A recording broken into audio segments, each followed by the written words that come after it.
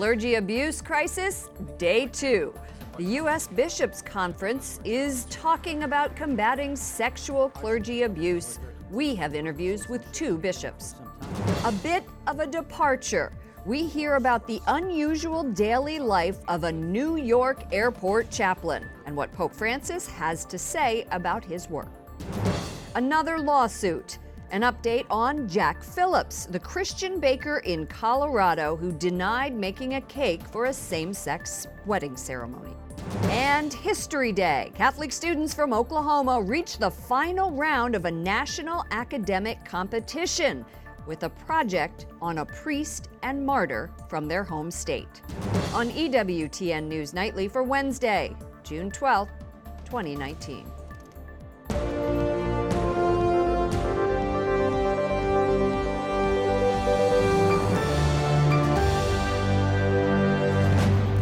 Good evening from Washington, D.C., and thank you to those of you joining me from around the world for news from a Catholic perspective. I'm Lauren Ashburn. Bishop accountability. The nation is waiting for a vote on how the church's top leaders will decide to hold their own accountable for the clergy sex abuse crisis. Their spring conference is happening at a time when its leader is battling what one victim is calling a cover-up of sex abuse allegations. Correspondent Wyatt Goolsby reports from the bishops' meeting in Baltimore. Good evening, Wyatt.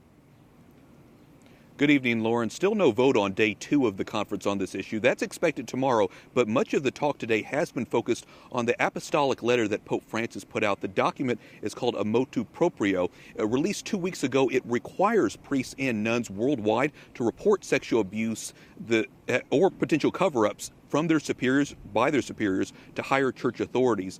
And right now what we're waiting on is for the bishops here to decide how they're going to implement the new church law in the United States.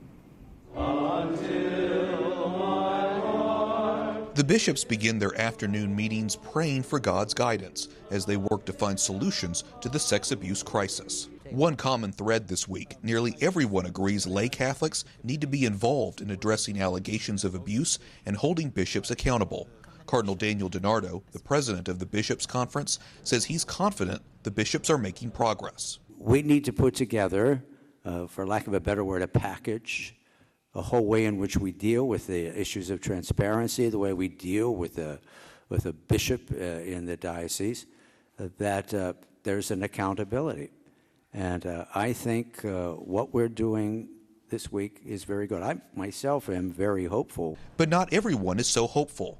This week, clergy abuse victims and advocates have been protesting outside the hotel where the bishops are meeting.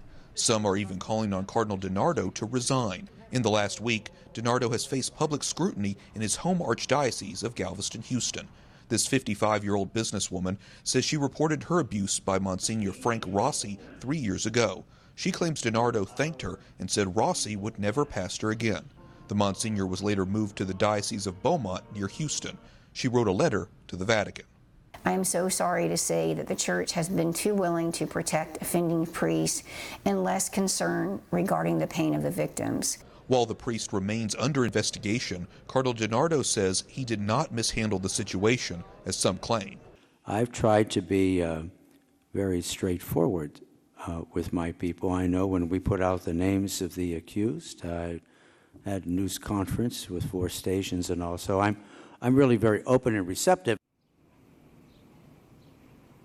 The allegations of DiNardo's mishandling have not been brought up among the bishops in open session. Instead, the bishops had been citing other examples, like the former Archbishop of Washington, Theodore McCarrick, who was defrocked. They've also brought up retired West Virginian Bishop Michael Bransfield, who himself has been accused of sexually abusing seminarians and young people. Lauren? Correspondent Wyatt Goolsby reporting from the bishops' meeting in Baltimore. Thank you, Wyatt. Joining me now is Bishop Joseph Strickland of the Diocese of Tyler, Texas. Welcome back to the program. Thank you, Lauren. Let's talk about this proposal. Everyone is expecting a vote on bishop accountability. What does it include now as it stands? Are you confident that it's going to include strict accountability measures to calm concerns that the church can effectively address this clergy sex abuse crisis? From what I've seen, I think it is going to be effective in stepping up the accountability of bishops and really calling us to live as shepherds in more specific ways. But I think it's definitely a step in the right direction. Okay. With all these things, it depends on how it's actually implemented.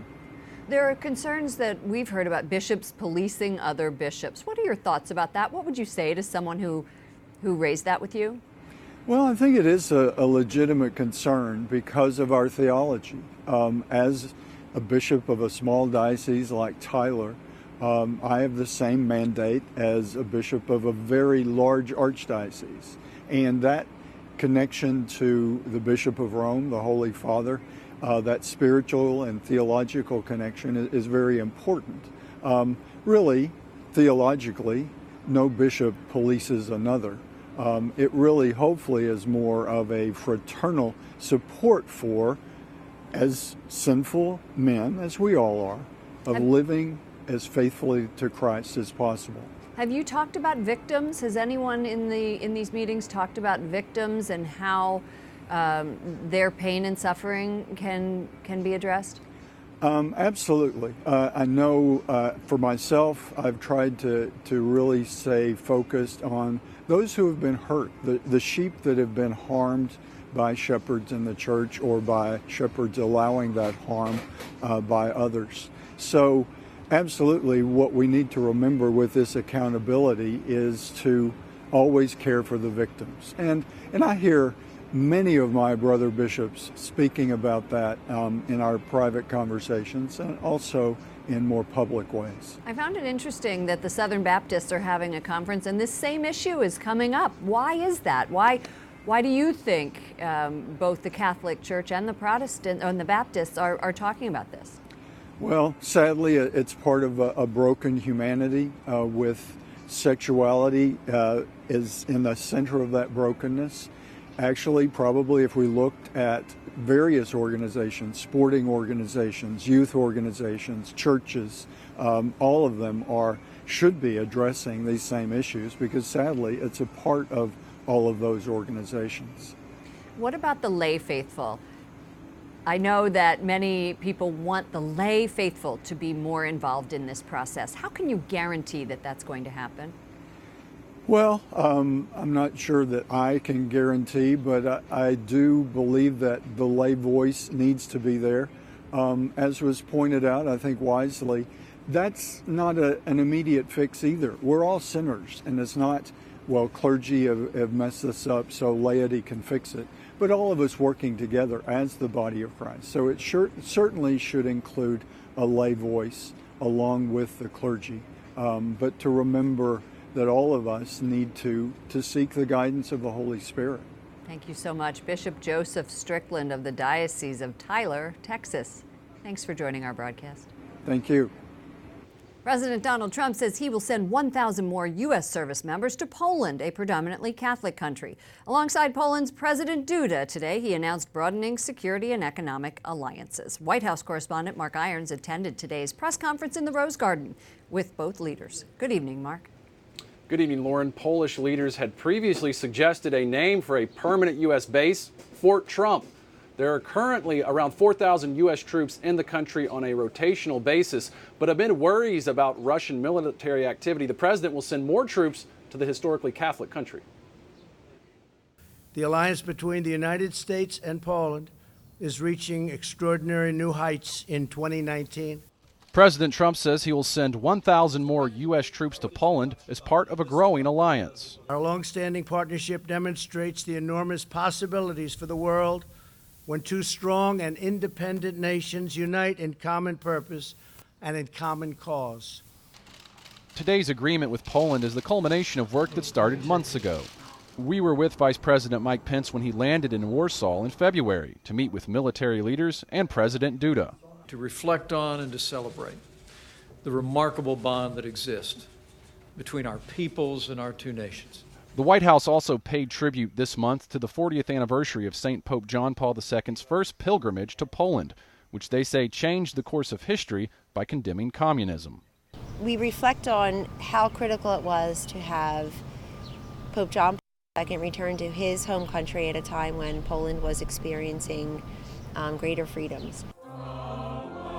Poland remains a predominantly Catholic country where nearly 90% of the population is Roman Catholic. It is from the West from which we adopted Christianity in 966, more than 1,000 years ago. And since that time, we have been part of the West of Europe. We have been part of the great Christian culture of Western Europe.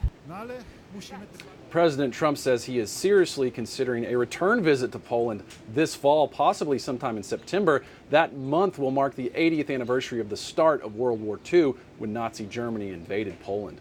Lauren? White House correspondent Mark Irons. Thank you, Mark. The House of Representatives yesterday passed a measure to make it easier to file lawsuits against witnesses who defy subpoenas. It stems from a former White House lawyer's refusal to provide documents or testimony about the Mueller report. The administration's obstruction not only violates long-established precedent, it endangers our very democracy. We need answers on the many questions left unanswered by the Mueller report. Republicans call the bill a desperate attempt to relitigate the Mueller investigation. Democrats are seeking court enforcement of a subpoena against former White House lawyer Don McGahn, who was the most cited witness in the special counsel's report. Continued protests in Hong Kong as police fire tear gas and pepper spray. The demonstrations are over a proposed extradition bill with China. The measure has increased fears over greater Chinese control and the erosion of civil liberties in the former British colony.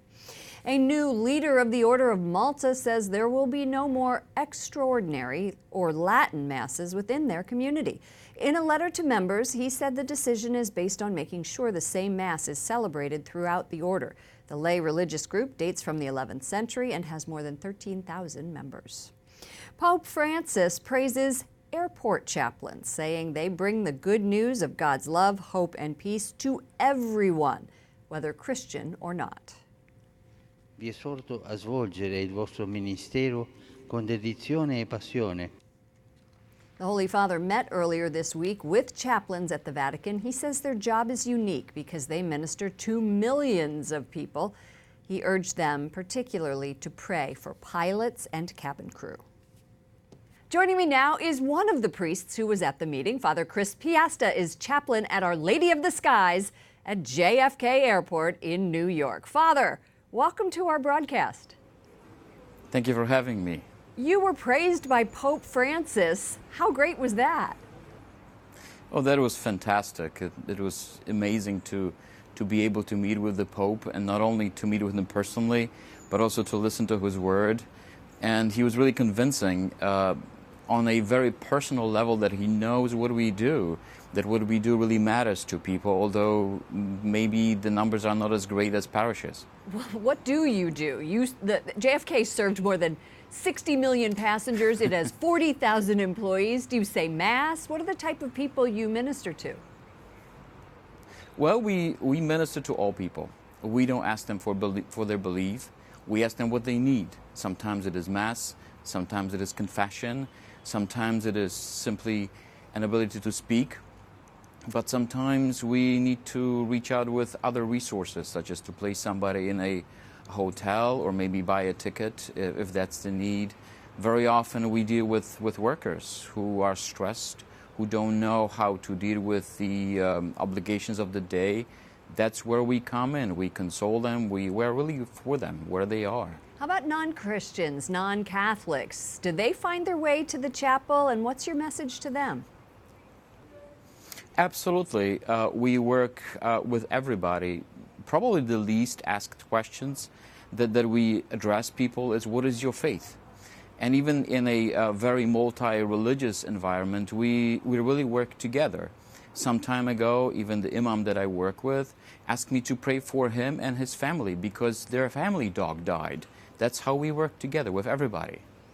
Smithsonian Magazine says all but 3 of the 20 largest airports in the U.S. have a chapel or a meditation room, but many of them are interfaith, and some airports forbid public announcements about church services.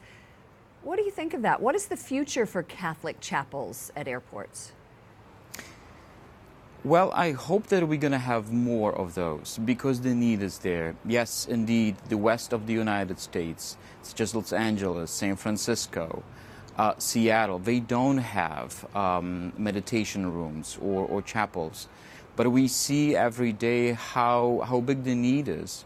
And the conference like this and the opportunity to speak to people all over the world maybe is a vehicle for us to show how important it is for us to be there. Well, I appreciate this. It's great to know that that there are chapels at airports. Sometimes you forget that as you're flying through trying to catch a flight. And just a little plug here for the JFK Airport. You're in Terminal 4. Father Chris Piasta, chaplain for Our Ladies of the Skies, located Terminal 4. Thank you so much for joining us. Thank you and safe travels.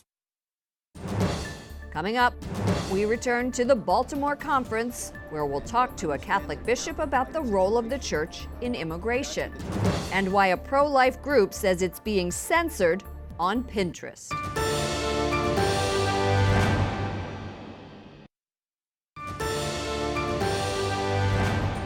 Mexico begins deployment of its new National Guard for Immigration Enforcement. 6,000 troops are being sent as part of an agreement with the United States to head off migrants bound for the U.S.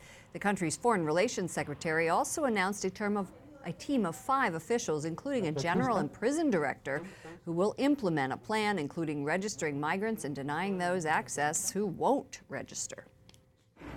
Joining me now from Baltimore is Bishop Joe Vasquez of the Diocese of Austin. Bishop Vasquez is the chair of the USCCB Committee on Migration. Your Excellency, thank you for joining us. Thank you very much, Lauren. I appreciate it. Mexican officials today are beginning to deploy the country's National Guard down to their southern border. What is your concern for migrants who are either prevented from entering Mexico or those who have to remain in Mexico while they await U.S. court proceedings?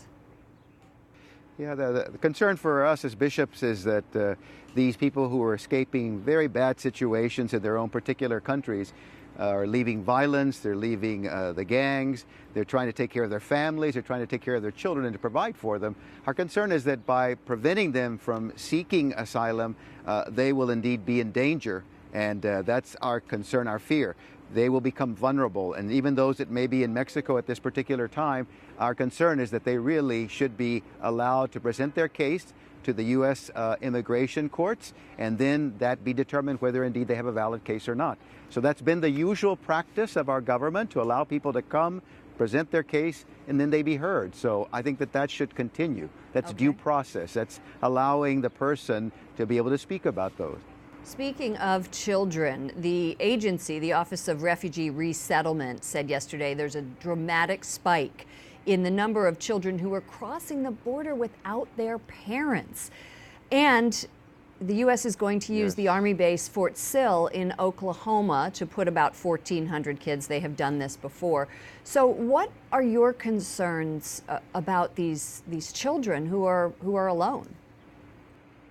Yes, unaccompanied minors has been a concern now for many years, but especially this year there seems to be this dramatic increase of these young people escaping their terrible situation. Again, they are just seeking a better life. They're looking for the possibility of starting something better and to be able to be protected. So they're coming to our own land saying, please protect us. Please take care of us. Please watch over us. They are people who need hope. And our country has been that beacon of hope for them. So I would hope that indeed people would reach out with compassion and understand their terrible plight and situation. That's what the church wants to do. We want to respond to their needs and take care of them, especially their spiritual needs, but also just taking care of providing a safe place for them, a place where they can get food, a place where they can get shelter. But Bishop Joe Vasquez, you, the bishops, are often at odds with the White House. So do you have dialogue with the White House on ways that maybe there could be some compromise on these issues? Yes, we do. And that's a good thing that our government and ourselves as bishops do have dialogue. So we do speak to Department of Homeland Safety and also to ICE and to Customs and Border Patrol. So we have those dialogues, and that's good that we're able to engage them, present our concerns, our needs, and also to offer any assistance that we can when we're able to provide for these people that are coming across into our country who are seeking help, seeking shelter, seeking protection. So they just want to start a new life. That's what they want to do. Bishop Joe Vasquez of the Diocese of Austin, the chair of the Bishops' Conference Committee on Migration. Thank you for joining our broadcast, Your Excellency. Thank you very much, Lauren. I appreciate it. Thank you, and God bless you. The Christian baker in Colorado who won a religious freedom case at the Supreme Court is now facing a new lawsuit. The Washington Examiner reports Jack Phillips will face a suit from the same woman who filed a complaint against him last year. He had refused to make a cake for her gender transition, citing his religious beliefs. Her suit was dismissed. Now she says he had refused to make a birthday cake, and she's the victim of unfair trade practices. His lawyer calls the case harassment and a rehash of old claims. The pro-life group Live Action says it's being censored on the internet. Yesterday, it was permanently banned from the website Pinterest. The site said Live Action violated its policies on misinformation and was causing, quote, immediate and detrimental effects on health or public safety. Up next, an update on the sainthood cause for a runaway slave turned Catholic priest, and why a group of students and their project about a priest are in the nation's capital.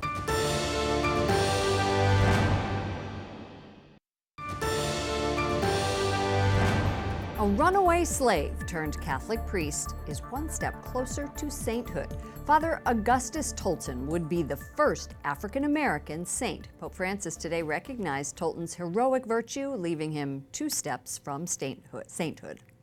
For more on this story, including how Tolton found his way to the Catholic faith, visit our partners at CatholicNewsAgency.com. Finally tonight, a school project about another priest on the way to sainthood could win part of an $80,000 prize and 3 college scholarships for high school students. Correspondent Jason Calvi spent time with Catholic students from Oklahoma, competing with groups from every state in the union. A special delivery from Oklahoma to the Smithsonian's National Museum of American History. These students beat out 500,000 American students, winning one of 50 spots. One exhibit for each state. It's part of the National History Day competition. I'm not familiar with Stanley Holman. Who Rother. The first mystery is how to pronounce his name. How in the world do I pronounce his name? Stanley Rother. Rother. Father Stanley Rother. I stopped because I saw a topic of something I've never heard of before, someone I'm not familiar with. Now, Blessed Stanley Rother. He's one step away from sainthood. That would be awesome. It's no wonder George Washington's on display here at the American History Museum. But for one day and one day alone, Father Rother gets a special honor just about 100 feet from where I'm standing. The Oklahoman farm boy, ordained a priest, served as a missionary in war-torn Guatemala. He actually did the right thing. He translated the New Testament into Zutujil, which is the native language of the Aztecs down in Guatemala. He helped people, he built houses, expanded churches. Doing that led to death threats. He returned to the United States. He was very courageous. He went after Guatemala, he came back to Oklahoma, but he was like, I can't leave them. Like, they're my family too. And he was very courageous, and he loved them so much, and he put like their needs before his own, and I really want to be like that. 3 men killed Rother in July 1981. When he died, so many Guatemalans wanted to become like him, so they became priests themselves. The church officially declared him a martyr, which led to his beatification in 2017. Blessed Stanley Rother, pray for us.